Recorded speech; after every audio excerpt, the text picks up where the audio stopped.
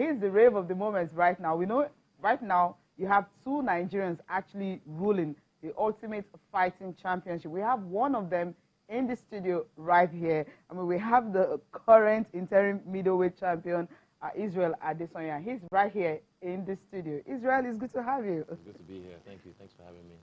All right, so we've made good on our promise, just like we hinted yesterday that he's going to be here, and you're seeing him live and direct. There are a lot of questions people want to ask you, and a lot of things. You said he's ready. I love that. But first things first, how did it all start? Why this kind of sport? This sport. Well, for me personally, when I first started fighting, let's take it back all the way back. Christian School, Kwebi Keja. So that's where I started first with Taekwondo. That was my first original style. Okay. And then I started kicking everything in the house. I was doing backflips off the couch, and my mom was like, no more. Because I broke my arm. So she said, no more Taekwondo just before I got my yellow belt. So that's after white belt. And then I think I started dancing, and then maybe 2008, I got into Muay Thai through a friend in New Zealand. And I started kickboxing, but initially, from 2005, I started watching the UFC, but I thought you'd never pay me enough to get in the cage and fight another man, ever in my life. Like, I'm mad. No way. And then, yeah, kickboxing. But for me, I always felt I never want to be vulnerable in any situation, because the fight, I've seen many street fights in my time, and I've seen, like, a lot of fights end up on the ground. And a lot of people are just clueless. That's a different world to learn how to ground fight. So I had to learn. I was like, you know what, for me, it's just my vulnerability. I don't want to ever feel vulnerable in any situation. So because of that, I learned how to fight on the ground and learn how to fight against the fence, learn how to fight standing up, and then I'm one of the greatest fighters in the world now. And to prove it, you got this, you brought it right here. Because now I'm the UFC Middleweight champion. And Kamaru was the first, Nigerian or African-born UFC champion, but I'll be the second, because his win was my win as well. It was our win, and this is our win as well. So let me flex this real quick. Okay. Make it look nice. Well, it's your time under the sun, and I guess nobody can deny that. But help us link it properly. Somebody introduced you, like you said. So the in between that and when you made your first fight, what was the story? Okay, so I think I started, like I said, 2008.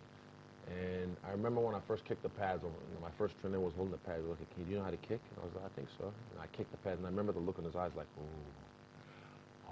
like he was like, yes, excellent. I found something. And 6 weeks later, I had my first fight. And I was like, just nervous, scared.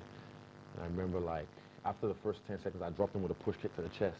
And this guy was definitely overweight. It was not in the weight limit, but this was back roots and stuff. And the guy was a little bit crazy, but yeah, that gave me confidence, and before that, I just felt like I wanted to keep doing this. I wanted to chase that dragon, and I've been doing that ever since. All right.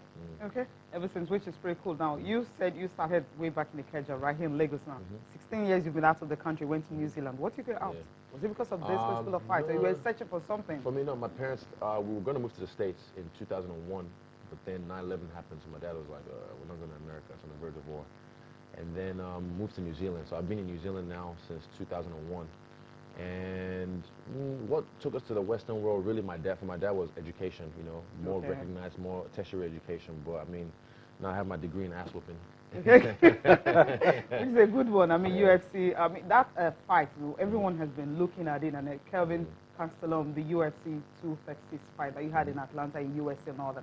I mean, that's how did it happen? Because most people actually didn't give you a chance, because they were looking at, he's a Nigerian fighter. We know we have Usman Kamaru who have been able to do that. But you coming into it and all that, not well known, the way Usman Kamaru was before he became a world champ and all that. How did it all happen? For me, I got signed to the UFC February last year. Okay. And February this year, I fought Anderson Silva. So that was 5 fights in the span of 365 days. That's unheard of in the company. Yeah. A guy and I've been working, and that kind of shows my style, my wit. I fight smart. I don't get hurt very well, very often. So, yeah, I was able to fight 6 times in 14 months. And that fight was, I would say now, the hardest fight of my life. I thought Anderson Silva was the hardest fight for me because of the emotional barrier and mental barrier I had to get to the fight the guy I looked up to.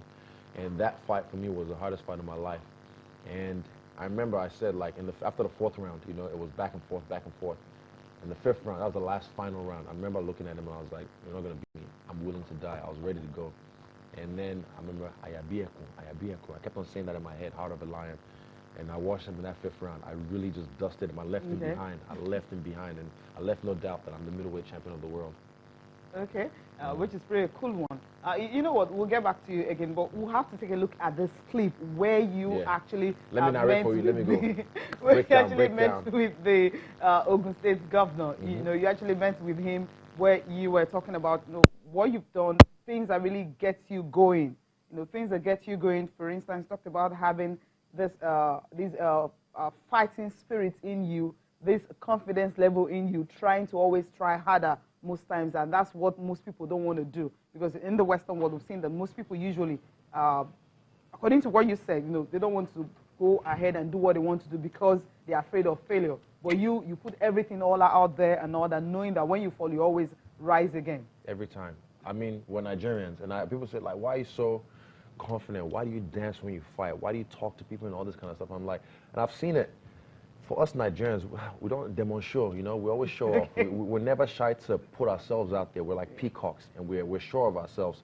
So I've seen that in the Western world a lot. Like, a lot of people want to bring you down. They'll try and say, like, oh, you know, if you fail, I wasn't really trying my best. I'm like, no, well, I tried my best. I failed, but guess what? Whenever I bounce down, whenever I hit the ground, I bounce back up. And that's my saving grace. So I know if I ever hit the ground, I'll come back up higher than I was before. You know, I'm going to ask you this. I know you're going to educate me with this. A lot of fighters do have something that is peculiar to them, maybe the chokehold or something that, you know, so without revealing too much to your opponent. I can tell them. I'll give them the blueprint, but I'll still beat them. Without revealing too much to your opponent, what's that thing that's unique to you that's going to get any opponent down if they're careless with you? Me, it's the way I look at the game, my mind. Like, a lot of fighting, a lot of people through the years I've been fighting, a lot of people, they get beat before they even step in the ring or in the cage with me because they've seen the body of work I've done. And at this level, though, a lot of people aren't really scared, but still, like UFC 230, Derek Brunson, I already beat him before I got into the cage. That was in New York. I smoked him in the 1st round. And I could see, leading up to the fight, that his antics, I was like, why are you scared? Relax. And I could smell the fear on him. I can taste it. It's like animalistic, almost primal. It's like you can almost feel his energy. Like, man, this guy, he doesn't want it. He doesn't want the smoke. So I gave him the smoke. But yeah, I mean, for me, it's my mind, and also the team I have behind me in Auckland, New Zealand, City Kickboxing. My head coach Eugene Behrman. He's a guy that pretty much me and him, we work well like yin and yang. You know, we're like ice and water. It's a beautiful combination. You know, the ocean and the moon. And I really, I respect that guy, and I like I said, after the belt, you know, I dedicated this belt to him because without him, my career wouldn't be where it is. Okay, that's wonderful. That's a remarkable one. Now, let's talk about development of these particular sports now. We understand, of course, we mentioned it earlier, Usman Kamaru, the first Nigerian, of course, to have a UFC title. And, of course, you, the second one. Now, both of you, you've actually put Nigeria in the map in a very, very spectacular and a good way. And I love what Governor Ibukile Amosu talked about when he mentioned it, that you're more like the pride of Nigeria right now. Now, you guys, how can you really combine, you know, to really maybe make the sports more popular, or those who want to go into the sport? Because it's like so many kids out there have so much energy right now. You had so much of football, kickboxing, taekwondo. You even had to start dancing and all that until finally you discovered, okay, this is where, you know, this is where the skills, or rather the talent is. Good dancer. You still dance, right? I've watched some of your fights. I'll get smoked. I'll get smoked by all these kids now. But I was a really good dancer. So how do such kids like that, how can you really help them, you know, to be involved in UFC? I think just show up and be part of the culture. Like Kamaru right now, he would be here, but he's been fighting almost all of his UFC career with a broken foot, a fractured foot. So he's had surgery. He had to stay back and do a lot of rehab to look after his foot. And now he's got a fight scheduled with this boy, this Trump supporter guy. What's his name? I don't even know his name.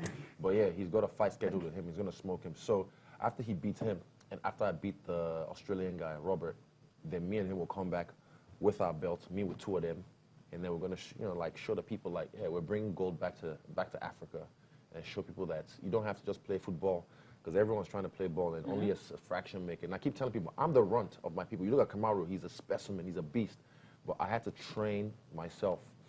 I had to believe in myself and my mind. I knew I had it in me, but I'm the runt of my people, of all the litter. You look around, you see all these kids, they had muscle, abs everywhere. I'm like, man, you don't need football. If I give you a boxing gloves, I teach you how to wrestle. If I teach you how to, kickbox, taekwondo, anything, they can be great at anything, not just fighting.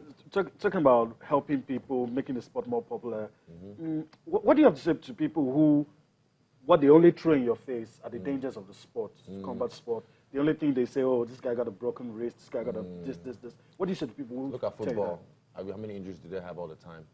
People snap their ankles. People snap their shins. Even boxing itself. Someone was saying like, oh, respect to Anthony Joshua was saying, oh, I like boxing more. It's more safe. I'm like, for where? Yeah.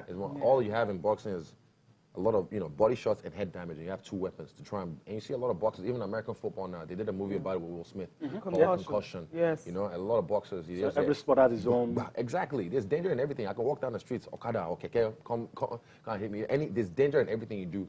But in UFC, in MMA, that is, in mixed martial arts, the sport of mixed martial arts, the thing is the damage compared to boxing or anything else, rugby, American football, is you have many ways to win. It's not just, I'm going to hit you in the head repeatedly and then you get knocked down. Okay, 1, 2, you get up, come get another one.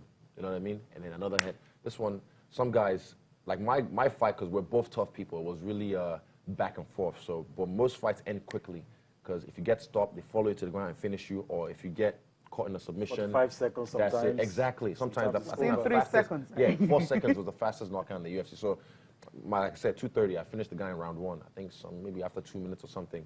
But yeah, there's dangers in everything you do. You can even, like I say, play golf. I'm sure there's dangers in golf. You know what I mean? But you just have to be able to brush past it and not look at the glass. Look at it half full. The glass is half full. So seriously, you could look at a kid in the face and say, I want you to be like me. I want you to go to don't be like me. I tell kids, don't be like me. Be like you. That's the thing. I want you to do what I do. Yeah, definitely. Oh, there's kids. Without We have kids classes and stuff. We have a lot of kids doing mixed martial arts now, and they're doing it at a faster rate than us. They're learning really fast. So these kids, they're honestly, they get sense. I'll tell you that. Yeah. Okay. I mean, fat kids. I love that because at the end of the day, usually, as you said, you can be yourself and be whoever you want to be. Exactly. But then, if you find where your talent is, just take a look at that. Now, there's this undisputed fight with Robert Whittaker. Tell us about it. So that guy, when I signed to the UFC, right? So New Zealand and Australia, they've had this rivalry in sports throughout the years. So and he was the champion at the time. He was the champion at the time because I'm the new champion. So, and his last fight even was before I got into the UFC. That was his last fight. He's injury prone. He's like, oh, my leg. Oh, I have hernia. I was willing to die in that fight. Wow. I was willing to die. Was he willing to die? Huh? He wasn't ready. Exactly. They don't want that smoke. So, for me, I said, before my first fight in the UFC, I said in 2019, I'm going to fight Robert Whittaker if he's still the champion at the time. I'm going to fight him in Auckland. But unfortunately, Auckland doesn't really have a big enough stadium. Africa does. Okay. Nigeria does. But I'm just saying, I wanted to fight him in Auckland, but we'll probably fight in Sydney. And he claims Sydney as his home. So it'll be a pleasure to take him out in his own backyard. Okay.